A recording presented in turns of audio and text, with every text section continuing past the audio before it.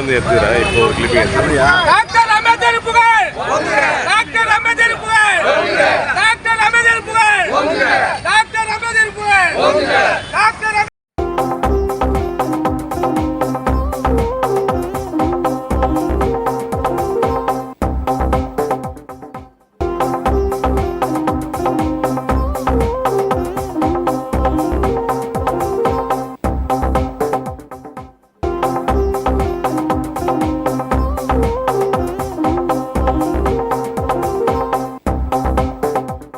தான் அதிகப்படியான தண்ணீரை திறந்தோம் என்று சொல்லுகிறார். தவறில்லை, நீங்கள் திறப்பது தவறில்லை.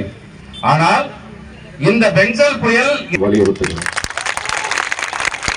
இந்த 2000 கொடுப்பதிலே கூட பாதிக்கப்பட்ட குடும்ப அட்டைதாரர்களுக்கு 2000 கொடுக்கப்படும் என்று முதலமைச்சர் அவர்கள் தெரிவித்திருக்கிறார். அனைத்து குடும்ப அட்டைகளுக்கும் கொடுங்கள் என்பதுதான் நம்மளுடைய கோரிக்கை, நம்மளுடைய வலியுறுத்தல்.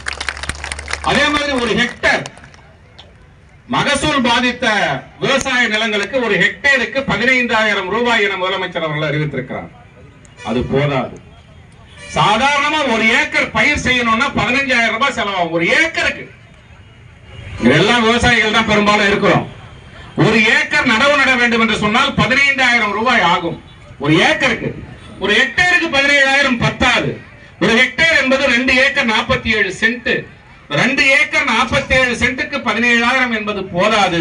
ஒரு ஏக்கருக்கு 15,000 கொடுங்கள் என்று நாம் சொல்லியிருக்கிறோம். இந்த மாவட்டத்தினுடைய அமைச்சர் பொன்முடி அவர்கள் நேற்றைய தினம் சொல்லியிருக்கிறார். ஏறக்குறைய 80,000 ஹெக்டேர் மகசூல் பாதிக்கப்பட்டிருக்கிறது என்பதை அவரே சொல்லியிருக்கிறார்.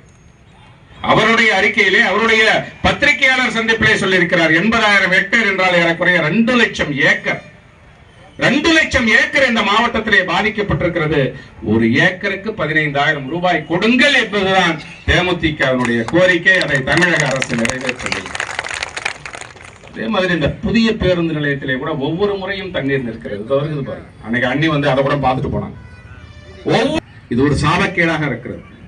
பொன்முடி கூட பல நேரத்திலே சொல்லுவார், இது நான் அமைச்சராக இருந்த நேரத்திலே செய்த சாதனை என்று சொல்லுவார். சாதனை இருக்கலாம், ஆனால் இங்கே ஏரி இருந்தது. அந்த ஏரியிலே இருந்த தண்ணீர் செல்வதற்கு கோழியனூரான் வாய்க்கால் இருந்தது. ஏறக்குறைய 100 அடி அகலம் கொண்ட அந்த வாய்க்கால் நீங்க எல்லாத்தையும் கொண்டு வந்தீங்க. சீரமைக்காததான் இவ்வளவு வெள்ளப்பெருக்கு காரணம். பாதிச்சு போச்சு. பாதிக்கிற நேரத்தில் நம்ம அரசாங்கத்தை குறை சொல்ல வேண்டும் என்பது நம்மளுடைய நோக்கம் அல்ல. ஆனால் பாதிக்கப்பட்ட மக்களுக்காக நாம் துணை நிற்க வேண்டும் என்பதுதான் நம்மளுடைய நிலைப்பாடு. அதைத்தான் நான் சொல்லுகிறேன். 19 லட்சம் வாக்காளர்கள் இங்கே இருக்கிறார்கள். இந்த மாவட்டத்தில் 19 லட்சம் வாக்காளர்கள் இருக்கிறார்கள். ஏறக்குறைய ஒரு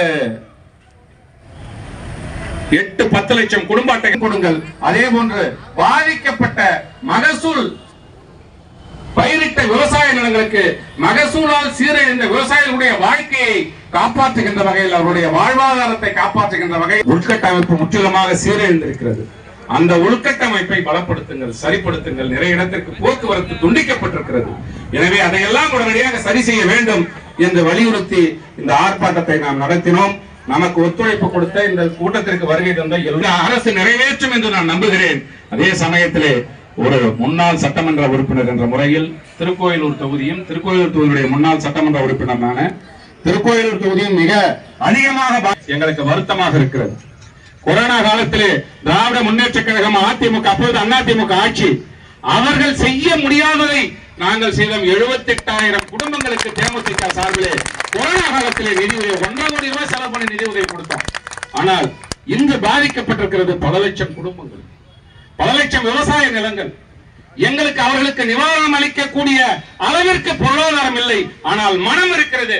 ஒவ்வொரு தொண்டனுக்கும் கொடுக்க வேண்டும் என்ற எண்ணம் இருக்கிறது, ஆனால் பொருளாதாரம் எங்களிடத்திலே இல்லை. இல்லை என்று சொன்னால் இந்த விழுப்புரம் மாவட்டத்திலே, கள்ளக்குறிச்சி மாவட்டத்திலே பாதிக்கப்பட்டிருக்கிற அத்தனை குடும்பங்களுக்கும் நாங்கள் நிவாரணம் கொடுத்திருப்போம்.